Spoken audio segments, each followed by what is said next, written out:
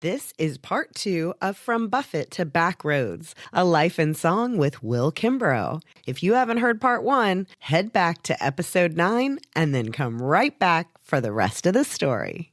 There'll never be another guy like that. Open-minded artist, popular performer.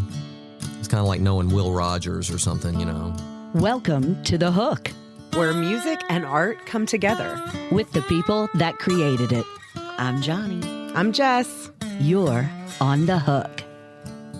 Today's guest is one of those musicians where if you know, you know. A songwriter's songwriter, a guitarist that other guitarists study, but also someone who has toured the world, produced records, and written songs recorded by some of the biggest names in music. He's worked with legends, Emmylou Harris, Rodney Crowell, Todd Snider, and has spent years as part of Jimmy Buffett's Coral Reefer Band. He's one of those rare artists who can walk into any room, studio, or stage and elevate everything, quietly shaping the sound of American music for decades, whether you realized it or not. And let's not forget that he's a Grammy-nominated singer and songwriter. Will Kimbrough, you're on The Hook. One of the good things about being older and having written a bunch of songs and put out a bunch of music is that you have like a long set that you can do. The hard thing is to choose if you only have like 30 or 45 minutes to play. It's a dreamsicle guy, so Dave McKinney's sitting in the room. He drove me over here today, and he fronted the band last night, and we did a great show. And I opened with some songs, mainly specifically that I either wrote with Jimmy Buffett or that I wrote and Jimmy Buffett recorded. And so there were a couple of them that I had not done the night before at the Cross Mill, so I wanted to play some other songs. And it was a great night. The audience was so receptive. Sometimes it's just like that, you know. Sometimes you have to kind of earn their trust, and other times they're just ready for you and welcoming you. And either way is cool, but certainly better if they're welcoming you. Like I have this newer song that'll be on my new album called The Margaret Truman Drop-Off Laundrette, and it's about a laundromat in Key West and kind of what I imagine that it is for people that move to Key West and sort of follow their dream of becoming like the cool, poetic beach bum like Jimmy Buffett or Ernest Hemingway or Jerry Jeff Walker. I believe you sang that the other night at and I love Crossmill. it. It's one of my favorite, and it's not a heavy song. It's just I made these characters out of my imagination of walking past this place over and over again over the years. I had this fun idea of what I imagined it would be, and I guess once I get the song out, I'll go in there, maybe make a little video or something, but I just wanted it to be this like place you open up and it's like way bigger than you thought and it's full of all these cool people. I mean, I know it's just a laundromat, but that's just how it works. Like the thing that sparks your imagination, you never know what it's going to be. So I want to record my Live Oak Tree song, and I want to record my Margaret Truman Laundrette song, and I want to record Bubbles Up. And then I've also got a song that's actually Jimmy Buffett's sort of autobiographical story of the living in New Orleans in the 60s, the late 60s, and playing in his first kind of rock and roll band. It was just a cover band on Bourbon Street, and they failed and went broke, and they weren't that good, but he fell in love with the idea of being in a band, so he went from being this kind of like guy that wanted to be a folk singer. Can you imagine Jimmy Buffett being like a serious folk singer? I mean, he had songs that were serious and heartfelt, but he wanted to be like these folk singer guys that were like, you know, I went on down to the railroad track. You know, he wanted to be that, but he failed at it, and that's what led him to be who he became. And even Emmylou Harris has a story. She has one of the best albums ever made, Wrecking Ball. Legendary Hall of Fame singer who's also crossed paths to rock and roll like Neil Young and Bob Dylan and Little Feat, Bonnie Raitt, Linda Ronstadt, Dolly Parton. She told me that Wrecking Ball, which is her album that gave her a second career from like an old country singer to like a modern. She was working with U2's producer, Daniel Lanois, and made this atmospheric record and kind of invented a new style of music that's like kind of country, but also could be, anybody could listen to it. You could be like a Metallica fan and listen to it and get this like deep atmospheric like thing. She told me the only reason she made that album is it was the 90s in Nashville, and everybody wanted her to make her Shania Twain, Garth Brooks, Trisha Yearwood kind of successful 10 million selling album, and the label said, it was Warner Brothers, they said, we've put your records out for like 35 years. It's time for you to have a hit single. And she said, okay. So she worked with this producer in Nashville that at the time was the hot producer making the hit singles for everybody. And she's friends with him. She liked him. She's like, okay, help me make a hit record. So he's like, all right, we'll put the team together, the A-list players, and then we'll pick you the songs. And they made the album. And then she delivered it to the label, and they called her in and said, we can't release this album, Emmylou. And she said, why? And they said, there's no hit singles on it. And she said, "You're not even going to release it at all?" And they said, "No." And she said, "Well, what do I do?" And she thought they would say, "Well, we're going to let you go." Instead, they said, "What do you want to do?" Which never happens, right? She reached in her purse and she had a cassette of Daniel Lanois' solo album. And he's the producer of U2 and Bob Dylan and the Neville Brothers, Yellow Moon, like a famous producer of rock music. And they said, "Well, do you want to go talk to him?" So that she was on the next plane to New Orleans and she made Wrecking Ball, which transformed her career and gave her like this 21st century career. Anyway, so Jimmy Buffett and Emmylou both had to fail at what they had been doing in order to succeed. And I think everybody has to do that. Everybody. But when you're in music, you do it publicly, and people know, Warner Brothers refused to put her album out. And that's an important thing to remember. And it's hard to do. Like, when you are failing, then you just feel like a failure. You can tell, like, your kid, "Oh, don't worry, you'll learn from this." And they're like, "Yeah, whatever, this is depressed," But then later they can come back and say, "You were right."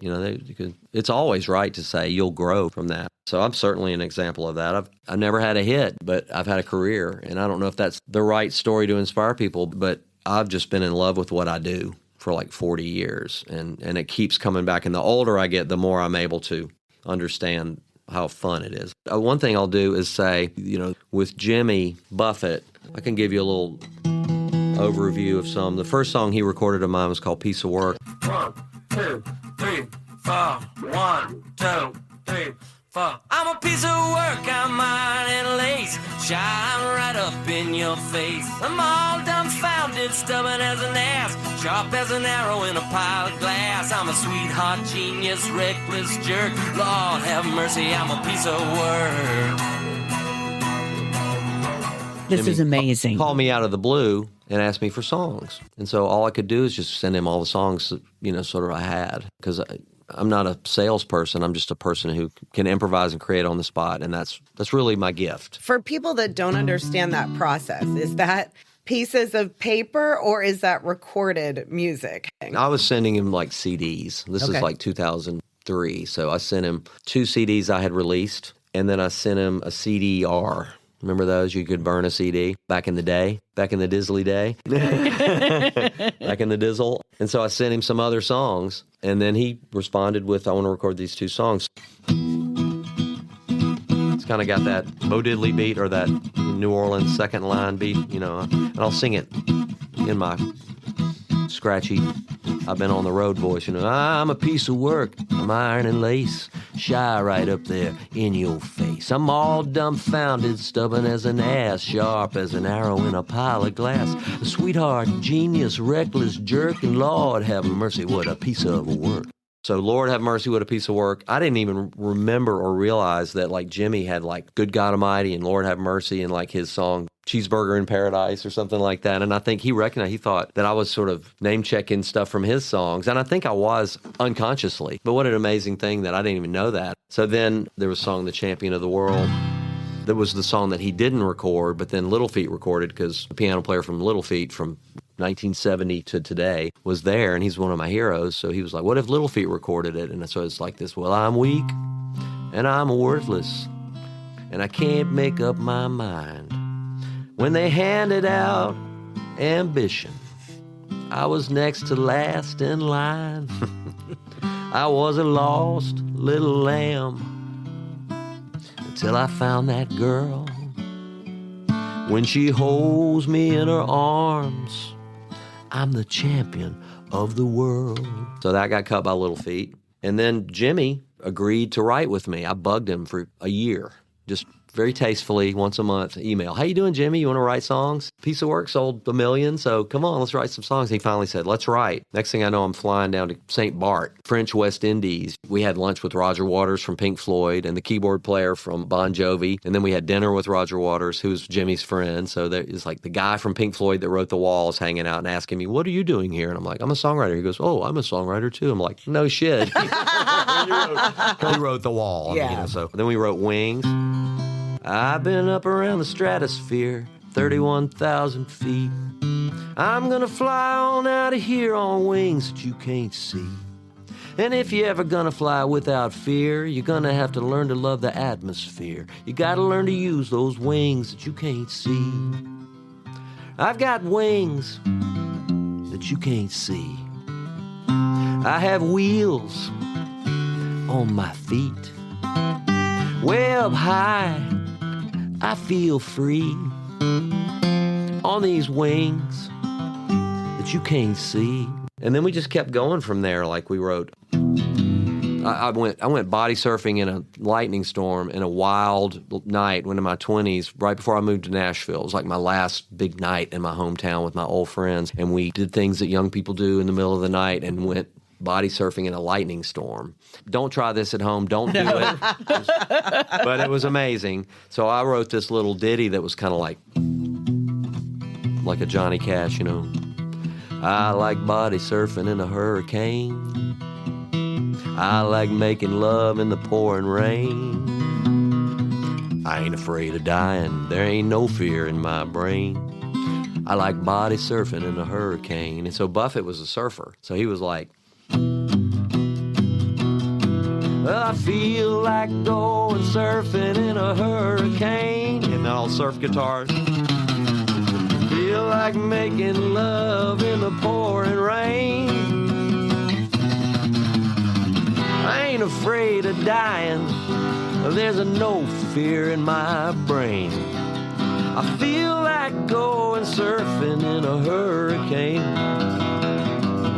So we wrote that. Love it. You know, it just goes on and on. And then on into when Jimmy was struggling with Merkel cell carcinoma, which eventually took his life. He was getting treated for that for like 3 or 4 years. So we made 2 albums during that time. One was at the beginning of 2020, and that was when I really felt like embraced by the Coral Reefer Band and Jimmy Buffett as like a member of the family. Like, and I think it was more about me. It wasn't how they were treating me. It was that I kind of grew up into like, oh, they like me fine. Well, you're described online as an honorary member, yeah. So, Yeah, you so know, that made it's me feel, official. That made me feel It's better official. about myself, too. Yeah. I'm good enough. I'm smart enough. And doggone it, people like me.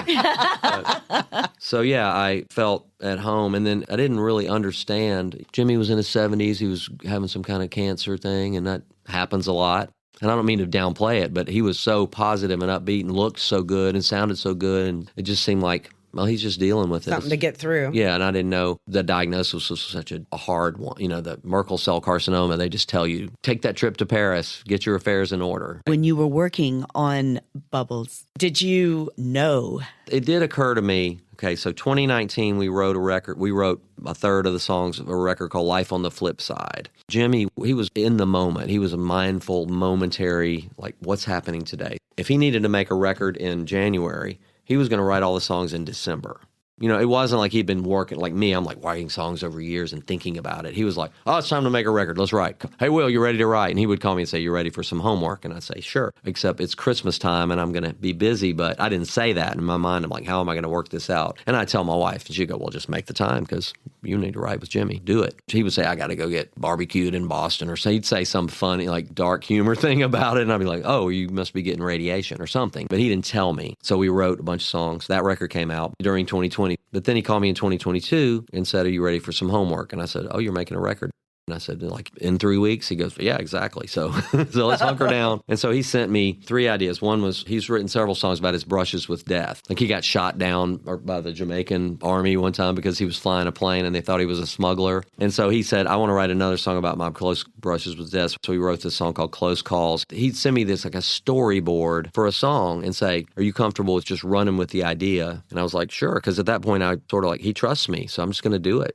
And we've already written for 19 years, so I guess he must like what I do. It took me that long to kind of be comfortable with it. Like, does he want me to try to be like him and like try to make it sound like beachy or something? You know what I mean? But he just wanted another creative option. So I made up Close Calls, Close Calls.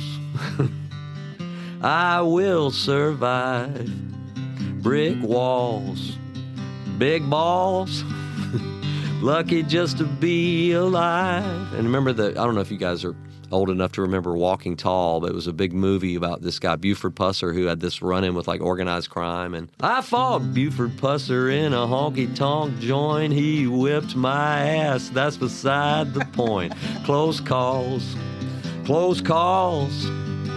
lucky just to be alive. So we wrote that song, which is just goofy, but it's true. And then we wrote the University of Bourbon Street. But this is me sitting in my living room by myself with Jimmy's notes. I wrote a version of that song, sent it to him on my phone, like a phone recording. I started writing this song called the University of Bourbon Street, which is, I played it the other night, but it's like this jazzy, we got high class, low rent voodoo information, Pat O'Brien's hurricane accreditation, old school sex education, and I learned how to eat. From the music and the people to the cooking and the joy, it really ain't a mystery. I just followed my dancing feet to the University of Bourbon Street. Song about his experience in New Orleans in the 60s and how much he loved all the stuff. So it's got voodoo, Pat O'Brien's, sex, food, music, people, Bourbon Street. We get in Tennessee Williams and Streetcar Named Desire and the Neville Brothers and Smoking a Joint with a Beautiful Hippie and the pirate Jean Lafitte, Gris-Gris, which is like voodoo things, and his parents. This is in one day I'm sitting around like trying to come up with these ideas for Jimmy. So I sent him those two, and then he had Bubbles Up. I played it the other day, and this friend of mine, Claire, this great songwriter from Mississippi, played the song. She goes, well, what does the reference Bubbles Up mean? And everybody kind of laughed because they had all heard the song before. And I said, well, he took the Navy diving course. And so that's a big thing with like diving and scuba and just anything underwater is like if you're in a situation where you don't know which way the surface is. And so then you have this limited amount of time before you drown, follow the bubbles up. They will always go up. You can count on it. The opposite of gravity. The bubbles go up to the surface. It's a mantra they teach you. And if you're learning how to be a military diver, okay, if you get in trouble, don't forget, bubbles up. And he said, I want to write a song that comforts someone who's struggling. And then I happened to have a record player in that room and a stack of old records. And the top record was a Jimmy Buffett record, an old worn-out copy I'd had since 1974 called Living and Dying in Three-Quarter Time. And, of course, three-quarter time is a waltz. 1, 2, 3, 1, 2, 3. So I just started playing in that time. It was just a prompt that I took. You know what I mean? Like a self-chosen prompt. Three-quarter time. When this world starts reeling from that pressure drop feeling, we're just treading water each day. He wants to write a song to comfort people. I had just come back from one of those Songwriting with Soldiers trips, too. So I just used his notes. I used his words. I finished the song, and I tried not to F it up, I used my Songwriting with Soldiers mantra and used it with Jimmy. And when I sent it to him, he said, oh, that's so great. I can't wait to tweak the words. And the other songs I'm saving, like Pralines on My Pillow for Dessert. And I've never gotten such a sweet note about songwriting because songwriters are very analytical, too, and very critical. And so, but this is from Jimmy Buffett, who also wrote, as a son of a sailor, I went out on the beach out on the sea for adventure. These great songs like for the ages that people have been listening to for 50 years. But he likes my song, Bubbles up, they will point you toward home. No matter how deep or how far you roam, they will show you the surface, plot and the purpose. So when the journey gets long, just know that you are loved. There is light up above, and the joy is always enough. Bubbles up to my friends who are jolly. When melancholy knocks, sometimes they let her in. They sit and share stories of flops and glories. It ain't half as bad as the bends. Sometimes living is a struggle. It's multiplied double, but they love it too much for the party to end. And that was Jimmy wanted to say party.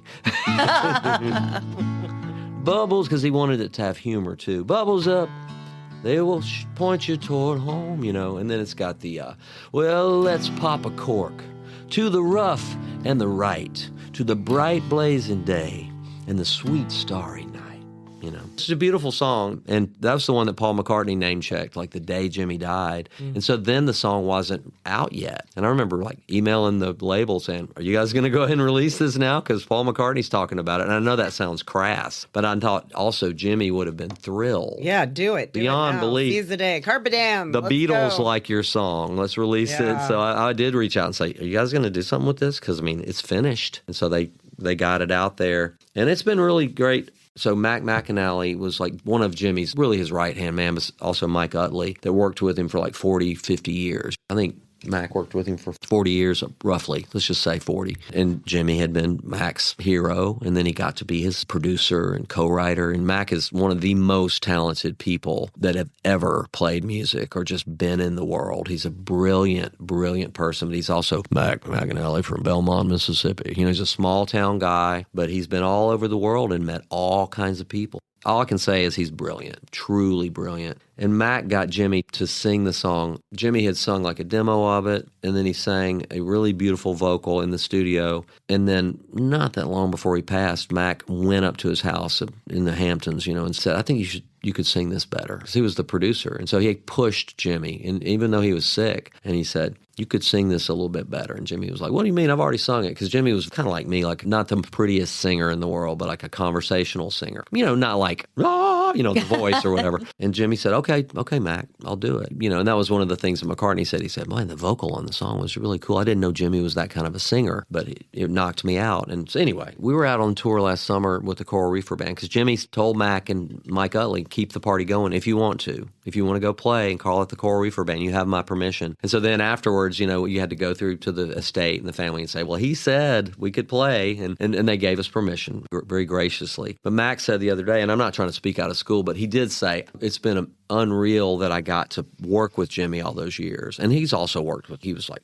Toby Keith's favorite songwriter and all these people, very successful. And he's just done this new amazing Amy Grant record, which is another, you know, coming from like the sort of Christian music and 80s pop. Mac McAnally has had this amazing career, and he's a brilliant, brilliant producer, writer, performer, storyteller, piano player, guitar player, mandolin player, whatever, like a magic music person and storyteller. He said, it's been unreal to have this beautiful responsibility to like bridge the time after Jimmy passes and go out on his own and tell all his stories, play all the songs so he can play his hit songs he wrote for all these people, these number one hits through the ages, but also songs that he wrote, like It's My Job, which is this brilliant song that only Mac could write. The Coast of Carolina, they're these beloved kind of Jimmy Buffett songs, but Mac really wrote them, you know. He goes, I know there'll be a day when I'm just back at home and I'm being Mac McAnally again, and I'm writing songs for me, and I'm making a record, and I look forward to that day. He said, but also this journey I'm on, there's like you have your version of it, and you're out there doing it, and I have my version of it, and we're out here doing it, and people need it, and I need it, meaning him and me too. Like, I mean, he worked with Jimmy for 4 decades, so the grief and the loss, it's like your whole life. 40 years. For most people, that would be a long career and then you retire. But in music, you just keep going, right? If you can. That made me think about it too. It's like, you know, you just ride it out and then meanwhile create new songs and tell new stories. And it's good enough for me just to go write with the veterans, even if nobody ever hears them, because it's the life that you've lived, and your life is short and beautiful. And I just always tell the veterans and the first responders, because the guy that started Warrior Path is like a visionary veteran who wanted to help his people. He saw how people were struggling. He did a Songwriting with Soldiers song with writers, and he realized how much he was struggling through that. He thought, I'm a successful guy. I'm raising money and doing things for veterans and building these retreat centers. But when he wrote his song, he was like, oh, I needed that. I never told that story before. And so that's why Songwriting with Soldiers is part of Warrior Path, part of the post-traumatic growth thing. He wrote a brilliant book about post-traumatic growth called Struggle Well, and that's the mantra. It's like, you're gonna struggle, but the key is to learn to struggle well. We're not erasing your past. Your past is part of your strength. And I take that to heart with what I do. I've just got the life of Riley of traveling around playing the guitar. I'm not a combat veteran or a first responder. I've had zero responsibility except to my family and my friends. I'm the luckiest guy in the world. Ken Falk would say, don't let the military or being a first responder be the last great thing you do. And I always say, don't let the military or being a first responder be the last creative thing you do. Like, tell your story. If you tell your story, then somebody else feels less alone. Todd Snyder and Jimmy Buffett both made people feel like they were talking directly to you. Even if it was an outlandish story that you would never live, you're like, oh, he knows me. They know me, even though they don't. But it makes you feel it, and that's exactly directly related to feeling less alone because you made a connection. It could be a song or it could be a conversation. And I get it, too. Not everybody can just sit down and make up songs with prompts from Jimmy Buffett. But I was able to do it, and I didn't know I could do it until I did it. Going back to Bubbles Up, what lines in there did he change? Well, just curious to see. So the original line was, when this world starts reeling from that sinking feeling. So we had all these like sinking, boat sinking, you know. So we changed it to, when this world starts reeling from that pressure drop feeling. So a pressure drop is like a drop in atmospheric pressure, and that's when it's really low, you have a hurricane or tornadoes. And also there's a famous reggae song. It's like...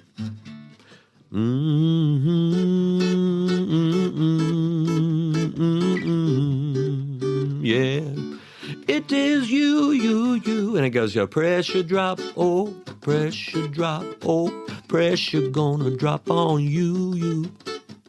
And when it drop, oh, you gonna feel it. Toots and the Maytals. We both love Marley and Toots and the Maytals, Peter Tosh. All their Jamaican music is so amazing. It's such a small place where all this music's come from. So it's a miracle, you know, like Jamaica. So much music came out of this tiny island with not many people on it. Poverty, but yet. It's all feel good. You know, like the music's just feel good. Even if you make a song like I Shall Be Released by Bob Dylan, you know, it's like, they say everything can be replaced.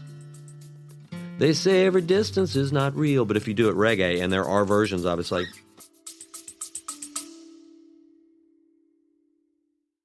You're on the hook with Johnny and Jess. If you're a musician, artist, or creative, your website shouldn't look like an afterthought. Your brand is your stage, and your website is often the first place people decide if you're the real deal. River City Consulting builds websites specifically for creatives, musicians, performers, and artists who need an online presence that matches their talent. They're also the official website agency for the Hook podcast. Learn more at rivercityamplified.com. That's rivercityamplified.com. And use promo code The Hook for serious savings. They say everything can be replaced. They say every distance is not real. It feels good, but it's this heavy message. And there's a lot of that. You know, like Bob Marley, Small Axe or 400 Years. Those are songs about slavery. Everything. And it makes you feel good at the same time. So it's like, man, a spoonful of sugar makes the medicine go down. You can deliver a heavy message and make people still dance. Which is all songwriting with soldiers. Yeah, you're right. It's like, lay your burden down and we'll take it. And one thing I've learned is that when you're writing a song, nobody's transferring their trauma to you. People are like, do you ever go home and you feel that weight? And I'm like, no, I feel like I have no weight. I just can't sleep because I'm so overstimulated and happy. Yeah. Because we got to do this thing and we did finish the song and we did use their words. Sometimes I wonder if it's corny because, you know, so many, the singer-songwriter, it's, you know, you also have the opportunity to express like sadness and things like that, because a lot of people are really good at that, especially singer-songwriters, and it's important and it's powerful, and I've certainly got songs like that. When you practice gratitude, you also have to be grateful for the hard things. It saves my life every day. If I'm tired, I'm like, well, I'm tired, but I'll sleep when I get to the bed or when I sit in the airplane. It's going to be okay. Warren Zevon has a great song, I'll sleep when I'm dead. Mm-hmm. I think about that. And he is dead. He was right. Yeah. Yeah. But he was great. You know, he's also got a song called Keep Me in Your Heart for a While. So if nobody's ever heard that song, go listen to it. He's got a line in it that says, I'll be close to you like the buttons on your blouse or something like that. It's like, keep me in your heart when you're doing things around the house. I'll be close to you like the buttons on your blouse. Keep me in your heart for a while. And I don't know, that just destroys me every time, like with the good kind of feel. It makes me think about my wife, my mom, my sister, my daughters. It's because They wear blouses. I just wear shirts. I wear the shirts around here. And I love your shirt. His shirt says Yes. Fillmore East. Mm-hmm. We'll get a picture. It's fantastic. Folks, Fillmore East, if you're a music fan, then certainly you have a copy of the Allman Brothers Band at the Fillmore East. And, of course, everybody played there. There's the bootleg of Dwayne Allman playing with the Grateful Dead at the Fillmore East. Everybody played there. So I found like a reproduction shirt of the old shirts they used to have for like the staff. It's great. I mean, that was the first record that I got that really taught me like about what the guitar could do. You know, the Allman Brothers at Fillmore East, it's not just a guitar record because the whole band, they have 2 drummers, amazing bass player, Greg Allman, amazing singer, and just one of the most beautiful people ever lived, and his organ playing. And then Dwayne Allman and Dickie Betts, and they're all like 22 years old. We talked to someone recently, Willie, who is in a Cover band, band for the Skydog. Allmans. Yeah. Mm-hmm. Oh, cool. I forgot to tell him, we talked about the Allman Brothers so much during that interview, and I forgot to say that my song growing up was Jessica. They changed the world, and they could play for like 20 or 30 minutes and nobody would ever get tired of it, you know. So I remember getting that record, and I got a slide, which I don't have today, but a slide guitar, I can do it with a bottle or something, or a pen, you know, like this sliding. It's one of my favorite things. I'm just using a pen, so that sounds terrible, but I went to the music store and I said, "What is that sound?" And they were like, "What do you mean?" And like the Allman Brothers, and they're like, "Electric guitar?" And I'm like, "No, but the sound." They're like, "Oh, a slide. You mean like slide?" I was like 12. I was like, "I guess, you know." And so they sold me a little metal tube, and I started playing slide when I was 12. Because I'm a guitar player. I've played on like hundreds of records for other people, like a couple of hundred, and I produced a bunch of records for people. But when you're a singer-songwriter, the world wants to put you in a little box. I don't have a problem with that because I just go on and do whatever I'm going to do. But I never get asked about like slide guitar playing, even though I've played slide guitar on about 100 records, because I haven't made that like my brand. But even though the slide's always on my finger, and it doesn't really matter because now I understand that my wheelhouse is the songs and the stories and then the music that goes with it. And like you said earlier, I feel the music just as much as the words. There's so many songs I don't know the words to, but just the sound of it is such a universe you can lose yourself in. And it's important to lose yourself sometimes.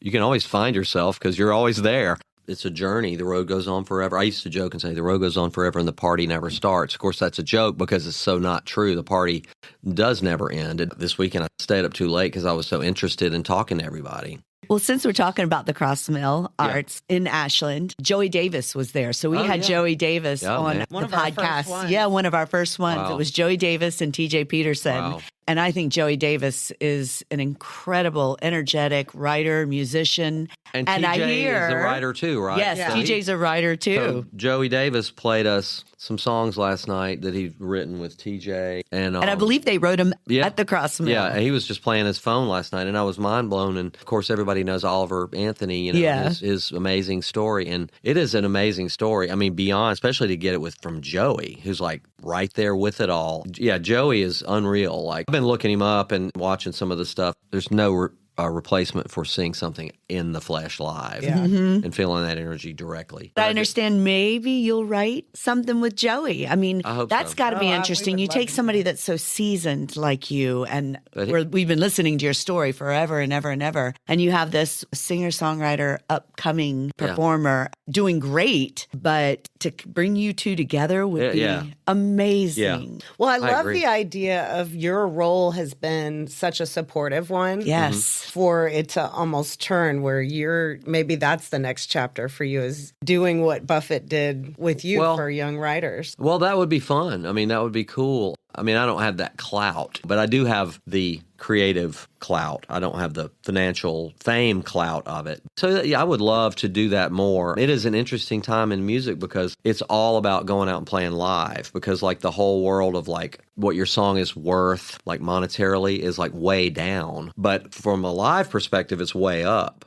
Like, I can work all the time.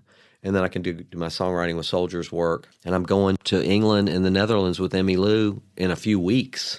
And we're going to sing my favorite Graham Parsons song as a duet at the Royal Albert Hall in London for like 7,000 people with like chandeliers and red velvet. I mean, that's a place where the Beatles played, Jimi Hendrix played, Bob Dylan played, Miles Davis. I mean, everybody, you know, all the opera singers and the classical music. It's like kind of overwhelming. I keep thinking about that. And then I just put it off because I've got to go to Maine on Thursday and write a song with the veterans and then play these gigs in Massachusetts. And then you're just going to be there all of a sudden I'll be in London and I'll be sound checking at the Royal Albert Hall with Emmylou Harris. But that's the way it works. And I've been with her so many times and learned from her that you can actually do things on the fly, off the cuff, because that's the necessity, and you can do it with grace, is the way she does it. And I bet sometimes it comes out even better than it could have possibly been if it was planned. And it's not up to you as the performer to decide whether it was a good show or not. I mean, you can criticize yourself and go, I should have hit that note or whatever, but it's for you to just do it and walk away. And I've learned that from her because she's so good at that. And I mean, she's sang with everybody, everywhere.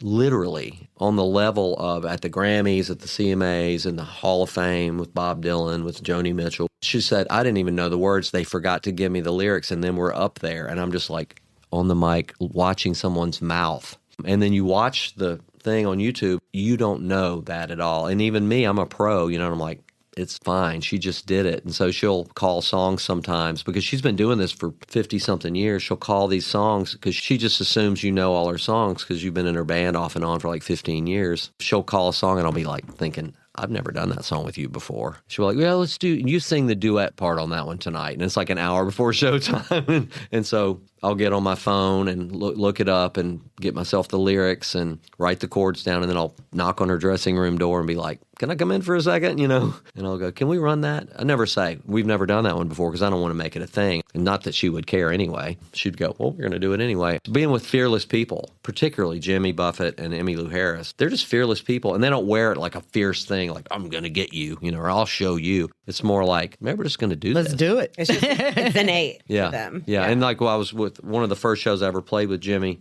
I was subbing for the guitar player, Peter Mayer, who's this brilliant musician who's been with Jimmy forever. And Peter wasn't going to be able to be there, so they brought me in. Nobody gave me a set list. And so we're walking down the hall to the stage, and Mac McAnally starts telling me what songs we're playing. I was, Will, we're going to start with blah, blah, blah. We're going to do blah, blah, blah. And we're going to do 5 o'clock somewhere. And you start it right on the guitar. So, all right. And then we're just walking, and I'm just going like vertigo, like. And then we went out and played. But because Jimmy was there singing the songs, I mean, I do sweat the details, but the fact is everybody had a great time. The audience was thrilled and cheered, and everybody said it was great. So I believe it. I'm not going to be like, well, let me tell you why it wasn't great, because I've heard that a lot before. So sometimes it's good just to see what the audience is doing and go, okay, I accept that. We did that. I am going to go home and make sure I know these songs better if they call me again for this. But enjoy the moment, because life is just a bunch of moments. I do love how music is coming almost full circle to like a retro, and it's all about the guitar. And even the younger kids are going back to the whole 70s raw sounds. Yes, it is hard work to travel all the time. I don't mind it. If I minded it, I would just do something else, because it would be terrible if you didn't like to travel and did what I do. But the idea that people want to come hear you play and sing, like Emmylou's shows, she's legendary. Her shows in like the Netherlands or Amsterdam, Utrecht, they're all sold out already. They've been sold out for like a year, her Albert Hall show.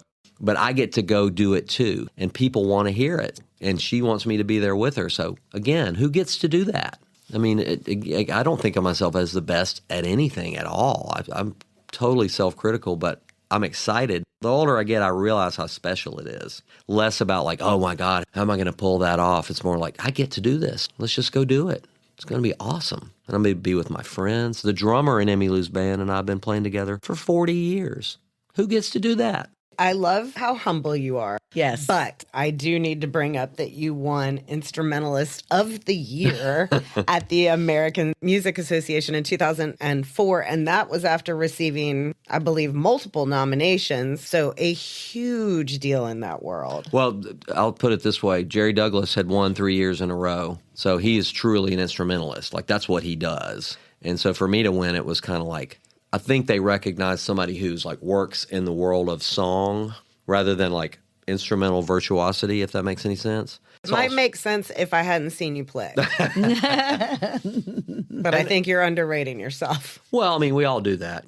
Your guitar sang. I kept don't talking make me about get the that. big head. Well, listen, but here's the and I'm not a musician. My husband is. And I leaned over to him Friday night and I said, I don't know how to describe this. It's so clean. Mm-hmm. It's just so clean and effortless. And it's like it's coming from God. I like that. So I'm going to write that I don't down. know what that is, but You don't want to hire me for your festival? I mean, what you're going to miss out on is it's so clean and wonderful. It's like it's coming from God. But if you don't want that at your festival, then that's fine. I'll just tell God to knock it off. No, I hear you. But that's the way music is to me. It's like you don't know where it comes from. Keith Richards said something like the songs are just there, and you just every once in a while you get to get it. I do know how we wrote Bubbles Up, but we weren't in the same room. But Jimmy had given me these. He would literally send me handwriting, a photograph of his date book with some scrawl on it. And then he'd send me like an old newspaper article and then a picture he drew or something. And then he'd be like, can you work with this? And I'd, of course, say, yeah. And I just ran with it. And it is a song where we'll go play it this summer for like 10,000 people. And they'll all have their phones up and singing along. And it's not really like a hit single that was on, but it's almost better because people actually just like it. Not because it was crammed down their throat by a radio programmer. In fact, radio really won't touch it. Who cares? Because we're going to go play the concert and we will play this song every night, Bubbles Up. Jimmy Buffett's biggest fans, the Parrot Heads, just the most loyal, beautiful, and kind of open-minded in their own weird, crazy way about music. I'm lucky, too, because I wrote songs with Jimmy Buffett, so they accept me in. But when I play Bubbles Up, sometimes there's like this groan, like they're going to have to live their grief and cry. Bubbles Up is a happy, grateful, beautiful, positive message disguised as a sad song because of the circumstances under which it was released. Sometimes I play these shows that are so intimate, like the other night at Cross Mill. Sometimes I'm like down face to face with people. I was in Washington, outside Seattle, on the water there. Said, I'm going to play Bubbles Up. And the lady sitting right where you are was like, just went, oh, God. She knew she was going to cry. You know, I cried when I heard it that night because it was so about beautiful. 5 times today. No. But I said to her later, I went up to her, because it was a situation where I saw everybody that was there and people were just milling around this little small festival. It was awesome. But anyway, I walked up to her and I said, hey, I just wanted to tell you that don't forget that song, that's what Jimmy wanted to write. He wanted to say that. And it just says, it's going to be okay. Let your people who love you take you back to the surface and be in the sunshine. And that's what he wanted to say. And it made him so happy to write that song. So I'm going to play it every time I play, probably for the rest of my life. But it's also, there's a reason why it's called A Good Cry. it's so fitting to have that be a final goodbye, I think. Yeah. And it, like Johnny, her dad's funeral, I think that's going to be a common theme. Oh, yeah. And it is the balance. Okay, so I want to go back to Mobile, Alabama. Yep. It's 1964. When you picked up the first guitar, because you talked a lot about being 11, 12. When was the very first one? So I wanted a guitar as a child. I wanted an electric guitar and an amplifier. I didn't want an acoustic guitar. And so my parents were like, well, you've got to take piano lessons first. So I took piano lessons for a couple of years, and it was great. Then on my 12th birthday, they bought me the coolest looking but hardest to play cheapo electric guitar and little amp. And I went to see Bruce Springsteen and the E Street Band in a 1,000-seat theater for $4.50. They were willing to also buy me a ticket for $4.50. May 1st, 1976. So I got the guitar. I didn't know how to play it, and the amp and a little cord, and I plugged them in and kind of went, you know.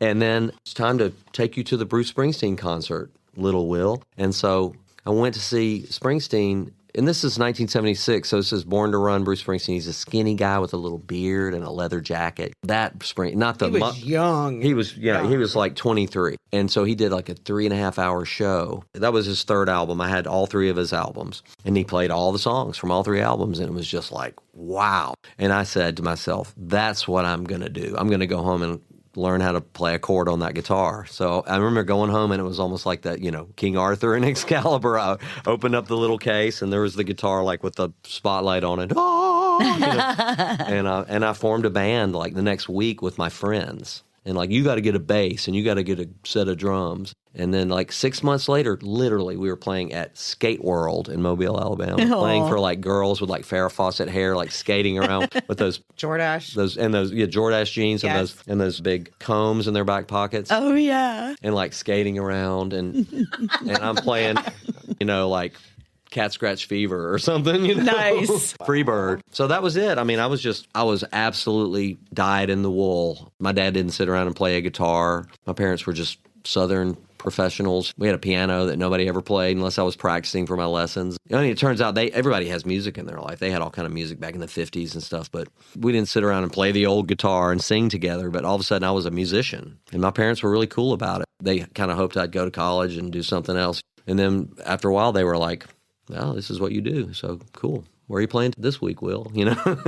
At this moment, the guitar that you are holding is a Gibson 1948. Mm-hmm. Am I getting that right? 1948 Gibson acoustic electric guitar. Yeah. So this guitar was built in Kalamazoo, Michigan by people who had just lived through the Depression and World War II. They rationed wood and everything in World War II because spruce, the top of the guitar, they made airplane frames out of spruce, before they had just lightweight metal. So this top of this guitar would have been rationed so that they could build warplanes. Wow. And mahogany and rosewood would have been used as veneers for like officers' quarters on ships. These guitars were made when the guitar industry got their wood back and the people got to have the good wood again and build guitars. So to me, there's like in these Gibsons and Martins of this era, there's like this story and this joy. And if you could see this, listener. We'll take a picture of it. It's kind of like got the Willie Nelson vibe. Like there's some places where there will be a hole in the top at some point because it's been worn so much. But it's just a beautiful sounding thing and it just feels good in my hands. Sounds like a brand new guitar, and it's in perfect condition. Just a little worn with happy music. I think there was a song written from the perspective of the guitar. My boy and his guitar. Yes! That's right. Yeah. That was a great song. I've never heard anything from that perspective. It made me so happy. Do you remember the first moment something in your life turned into a song in your head? I do. Okay, the first band I had, we didn't know how to play other people's songs. So instead of like getting lessons, we just wrote some songs. And I guess that was when I realized I was a songwriter. But I was 12, so I didn't realize that. I just did it. And then we'd play it for our parents and stuff. But what we really wanted to do was be able to play like Aerosmith and Leonard Skinner, and the Rolling Stones and The Who or whatever. So then we learned how to play other people's songs. So then I had my sort of formative years of like playing all the songs I thought were awesome. And then I started writing again when I was about 16. It seems like such a short time now because I'm 61. And at 16, I met this guy from Atlanta who had just moved to Mobile for a job. He was 23, so he seemed like an old man to me. He had put up a 3x5 card in the music store with a thumbtack that said, wanted to form band to play original music. And I had just heard like the Pretenders and Elvis Costello, and it was just kind of new music that was coming out with songs that were speaking to me. I heard Brass in Pocket, Oh, yeah.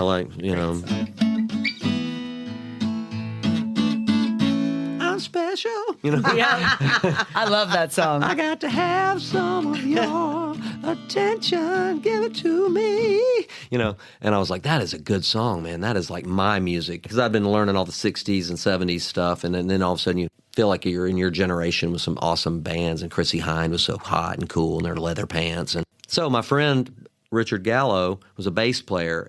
We got together and he said, yeah, in Atlanta, all the bands just play their own songs, and there's clubs and people pack them out to hear, and they make their own records and stuff. And then that band opened for REM, that story I told earlier, where it's like, oh, they're just like guys like us, and they have a crummy van and his amp is broken. They're just human. It made it human, made it possible.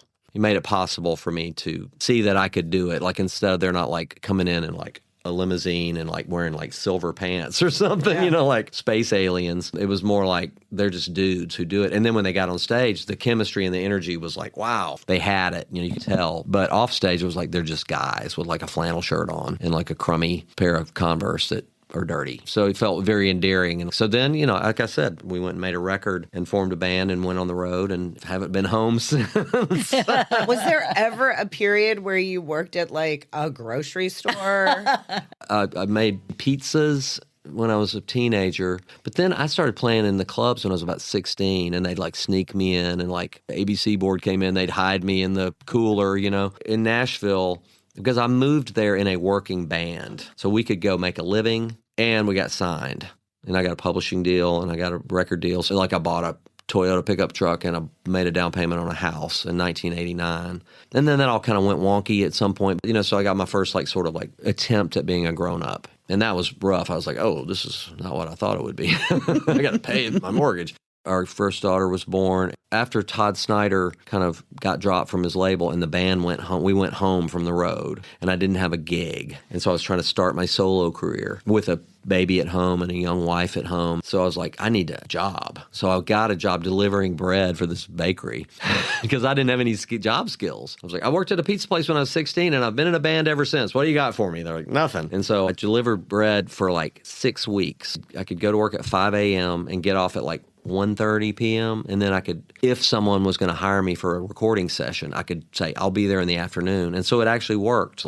I got recording session work and sort of started my career, which has been, that's been part of my life, has been going to play on people's records. And that's been very valuable. I have a good ear for it and all that. And you listen to the song once, write down the chords, and just start recording it. Nashville's full of people like that. They can just hear a song once and go, okay, I'm ready. And then sometimes the first take is Bubbles Up. The record is really the first take of the band playing the song, the record that's out there of Jimmy Buffett. So I worked at the bakery for 6, 7 weeks. And then my music career took off again. I got hired for this tour going out and opening for this band called Golden Smog, which was a side project of the Jayhawks and Wilco and Soul Asylum. So this was the late 90s. So those guys were, so I went out with this friend of mine and we opened for them and I got to be around those guys. And it just felt like I was back. Because being out of music for 6 weeks, even though I wasn't, I had been on tour my whole life, and then I was delivering bread and doing recording sessions. I felt like I'd left my career behind, but it was only 6 weeks. But you know how time is such a weird thing. Well, and that whole point that keeps coming up of when you're doing what you love, time flies, that was probably a really long 6 weeks for you, because it was, in fact, the opposite. Yeah, well, I was waiting to see what was going to happen, and then I found out.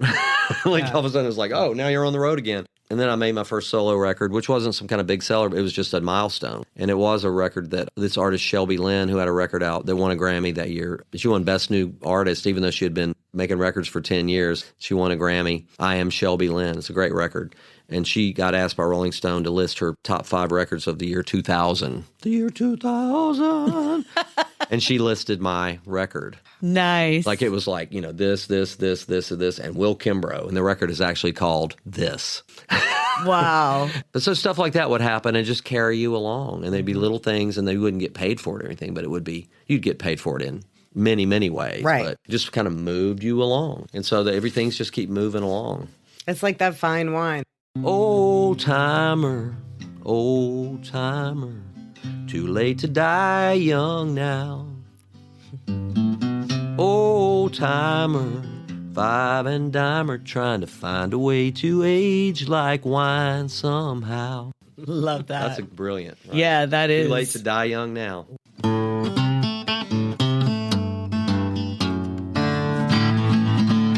Nice. A song that feels like home. Bubbles Up. Artist you're still in awe of. Jimi Hendrix. First concert. Aerosmith. 1976. I thought you were going to say Bruce Springsteen. Wasn't my first. That was the first best concert. Oh, okay. Got it. Nice. Go-to midnight snack. Anything, and I shouldn't be eating it. Probably some trail mix that's in my backpack that's been in there for 3 months. It's disgusting. All right. If you go down in a hotel room late one night, we'll know why. How many Hawaiian shirts do you think you own? 17. A moment that changed you. Jimmy Buffett asked me for some songs. Studio or stage? Stage. Writing alone or with someone else? Ooh, I'd say with someone else. The most you song you've ever written? Piece of work. Go-to cocktail. Coffee. Too much coffee. One word that the people that love you and are around you the most, one word that they might use to describe you. Busy. Yeah. Best series you've watched lately. Ooh, okay. It's called Woman of the Dead, and it's an Austrian series set in the Alps, and she's a mortician who inherited her family's funeral parlor in the Alps, but she gets involved in all this crime stuff. And then all the chase scenes are on these switchback roads in the Alps. She also rides a motorcycle, like a crotch rocket. Is she hot? She's just a badass. Okay, I'm all Nice. over that. I know. She We're just going to looks watch like that. she's a mom and an undertaker. But then she Wow. gets on her motorcycle and like chases down the bad guy and gets in all kind of trouble. I think it's on Netflix. I'm going to find it. Last one. If your life had a soundtrack, what's the closing track? Ooh. Bubbles Up. Aww. When you were playing at the Beacon last night, I already heard you guys just rocked it out and had a wonderful show. But you also played with Gary Green, who's a harmonica player right here in Charlottesville. And you know what? Gary runs sound every year at this thing called Shed Song, which is run by these folks, Van Holten and Polly King, who are a married couple, who are from Charlottesville, but they've moved to Lynchburg. And so they have this big old house, 1800s house in Lynchburg, and they do it in Lynchburg now. So I'm going to go play there in early June. And Gary comes and runs sound. And when I first met him, they're like, oh, by the way, Gary plays harmonica too. So if you want him to sit in, and you're thinking like, who's the sound guy that plays harmonica? And then, so of course I was like, come play. And he's like, oh, I don't want to impose. And I went, please sit in. And then I was like, whoa, so yeah, he's amazing. He's amazing. He's the most like humble, quiet, like self-effacing guy, if that's the right way to say it. And then he's a rock star. He's great. That's Gary cool. Green, he's my hero. So I want to do a song called "I Like It Down Here." So this would be the other song that would most describe me. So there's Bubbles Up. That's like the guy who's learned that music can heal and be comforting and be this solace. But then there's the other side that's like songs can just be playing with words and words you love and you just want to put in there. And just the joy of language and playing like a kind of music that's just super fun to play. So for me, like one is like a minor blues, but that's not sad at all. And I made this record called I Like It Down Here, which is all about the South, because I'm from Mobile, Alabama, which is, other than Florida, if you walk south from Mobile, you're in the water. It's the deep South, and it's messed up and crazy and awesome. Like, it's the most wonderful, horrible, perfect, imperfect place, like every other place, right? So, anyway, I like it down here. I do. And you're always south of somewhere. Unless you're at the North Pole, exactly. As soon as you take one step away from the North Pole, then you're south of it. And people are obsessed with south, north, east, west, all over the world. I've got a friend from Edinburgh, Scotland, and he talks about it all the time. There's like this thing about being from the south of Scotland. Even though you're at the far north of England, but don't tell somebody from Scotland that they're from England, or they'll punch you. The rivalries are all over the world. And it's part of what makes the world interesting. It's also part of the world why we still have wars and stuff, So, okay. I like it down here. She asked me, when does the bad luck stop? When do we rise to the top? It's awful hard work pulling up the rear. She said, now, honey, don't you want to be a big success? You can buy me a diamond and a wedding dress. I leaned in close and I whispered in her ear, I like it down here with the hobos and the drunks. I like the hard-bitten rabble and the leaving trunks. Blood in my mud and sawdust in my beer. I like a wake-up call at 1:30, and if I had a job, I would get her done. I can catch real fine trash fish off the pier. I like it down here. She rolled her eyes and she bit her lip. She let a skinny backbone slip. Lit a Chesterfield. Church keyed another beer. Well, she smiled and she said, I must admit that I always did like a man with grit. And then she slapped my face and she called out with a sneer. She said, I like it down here, boss, just as much as you. I like the bilge water, the bus tub stew. I got a 3-legged dog and a one-eyed buccaneer. I like my homemade wine from a scuppernong. I like smoking guns and I love drinking songs. Big steam train with the drunken engineer. Yes, I like it down here. Ooh.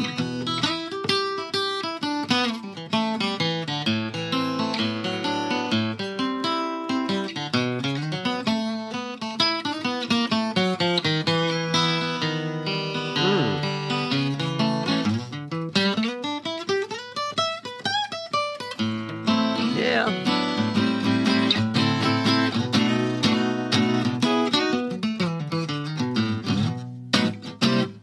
I like it down here with the hookers and the whiskey priests. I like the bat chain pullers and the shiny beasts. I got the street life lover with a tattoo of a tear. I love a woman with a face like a question mark. You know she cleans up good when it's nice and dark. In a railroad flat with a monkey called Belvedere. Come over here, Belvedere. I like it down here. I like it down here. I like it down here.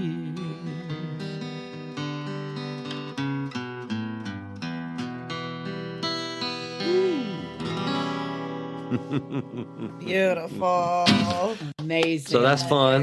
You guys allowed me to do all this talking and playing and singing. And what's next? Right? I mean, We need more. Is that all there You don't go is? anywhere.